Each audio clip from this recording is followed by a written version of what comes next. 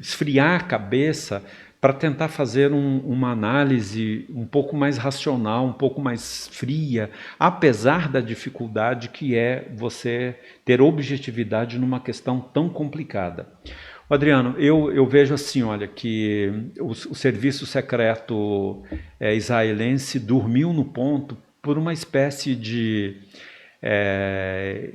crença de que o Hamas não ia tentar isso, porque as relações estavam melhorando, que o Hamas é atrasado, jamais seria capaz de fazer alguma coisa para a qual o exército israelense não estivesse preparado, que o domo de ferro, que é esse escudo antimíssil que Israel tem, que eles têm uma confiança muito grande, e eles estavam num feriado importante, que é a festa do Yom Kippur, e dos 50 anos da vitória que Israel teve na guerra de 73, a guerra do Yom Kippur. Então eu acho assim que um excesso de autoconfiança e de crença que o Hamas seria incapaz de fazer uma coisa assim, que as relações estavam melhorando.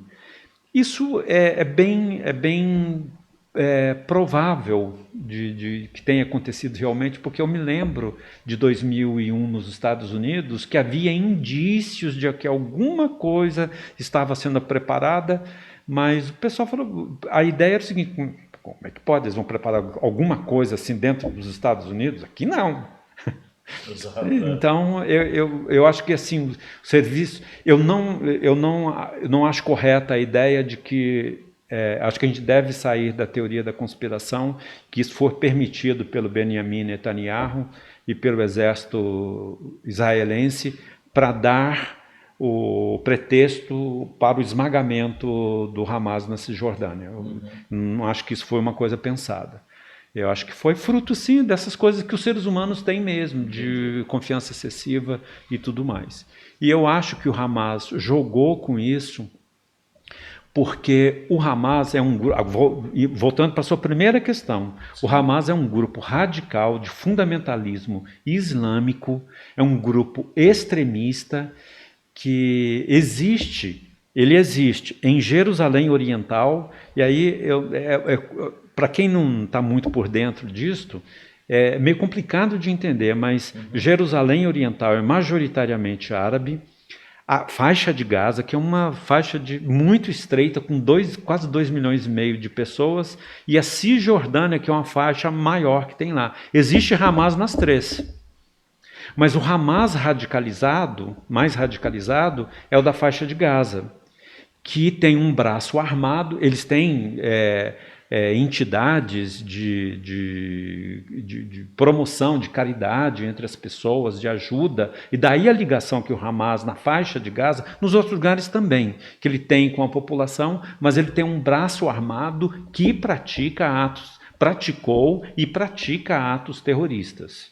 Então, é um grupo radical, fundamentalista, e que não aceita a existência do Estado de Israel.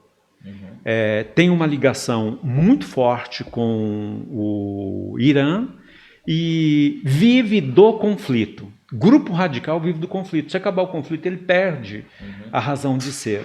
E nesse momento, Adriano, vinha se costurando um acordo entre Israel e a Arábia Saudita.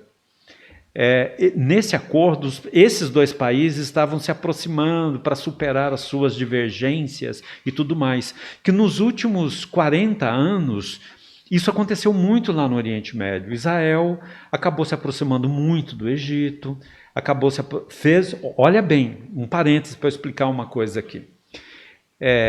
O Egito foi inimigo de Israel até a guerra, em todas as guerras. Na guerra do Yom Kippur, em 1973, o Egito invadiu Israel. Depois Israel contra-atacou, tomou a península do Sinai, que era do Egito, mas depois começou uma aproximação. Essa aproximação terminou num acordo de paz patrocinado pelos Estados Unidos, em Camp David, que é uma residência do presidente americano, e que tem se procurar na internet, você vai ver uma figura, uma foto icônica. O presidente Jimmy Carter de um lado, o secretário das Relações Exteriores dos Estados Unidos do outro, e o Anwar el-Sadat, que era o presidente do Egito. Eles se deram as mãos. No ano seguinte, eles ganharam o Prêmio Nobel da Paz. O dos Estados Unidos era o Henry Kissinger. Quer dizer, Egito e Israel se aproximaram. Mas o que aconteceu? Os radicais do Egito, os radicais não aceitaram. E no ano seguinte, eles assassinaram o presidente Anwar el-Sadat. Então, Israel vem se aproximando. Fez a paz com o Egito, fez a paz com a Jordânia, estava agora se aproximando da Arábia Saudita. Isso, para um grupo radical e fundamentalista, não é uma notícia boa. Ainda mais que, nesse caso todo, existe um outro agente político ali do lado, que é o Irã, que disputa com a Arábia Saudita a hegemonia na região. O Irã claramente apoia esses fundamentalistas, o Hezbollah e o Hamas. Então, pode ser que, nesse contexto todo, o Hamas tenha entendido que era hora de retomar o controle da situação, se tornar novamente um agente ali na região e evitar que esse acordo com a Arábia Saudita acontecesse. Entendi. Só que, na verdade, isso revela-se se isso estiver certo, é uma análise que eu faço, mas eu vi grandes analistas de política internacional também fazendo esta análise. Se isto estiver certo, revela, cara, primeiro uma estratégia do Hamas, mas depois uma crueldade que não leva em consideração o sofrimento, as atrocidades praticadas contra o pessoal que estava em Israel, mas que não é só de Israel, morreram brasileiros lá. Sim. Morreu argentino, morreu mexicano. E desconsideração com o sofrimento do próprio povo palestino, que agora... Porque é previsível, era previsível a reação de Israel.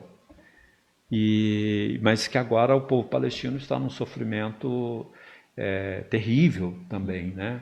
Então revela-se um cálculo muito frio, que não pensa no sofrimento alheio, porque só visa o próprio benefício. Até porque, Adriano, quem deu a ordem, ou que esteve na dianteira para fazer isso, é o chefe do Hamas. Mas sabe onde ele está? No Catar. No Catar. Hotel, luxo, tudo refrigerado.